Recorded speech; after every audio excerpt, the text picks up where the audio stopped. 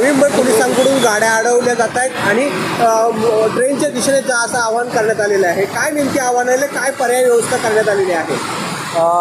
मनोज जरांगे पाटील यांच्या रॅलीसंबंधी मुंबईकडे जाणारे वाहनामध्ये मोठ्या प्रमाणात संख्या वाढल्यामुळं आम्ही नवी मुंबई येथे जवळजवळ आत्तापर्यंत 700 वाहनांना या सिडको एक्झिबिशन सेंटर आणि APMCमध्ये थांबण्याची सोय केली. त्यानंतर त्या ठिकाणच्या जे आंदोलनकर्ते होते त्यांना वाशी स्टेशनवरून आझाद मैदानाकडे जाण्याची सुविधा उपलब्ध केलेली आहे. आत्तापर्यंत आम्ही जवळजवळ 750 वाहनांना या ठिकाणी थांबवलेलं आहे. आता वाहतूक सुरळीत आहे.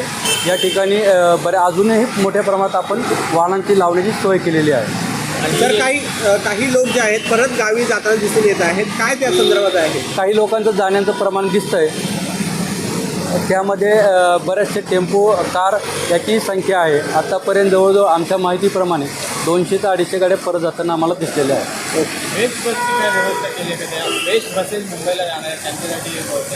बस आणि ट्रेनची सुद्धा सुविधा आहे. त्यांना आम्ही समजून सांगतो.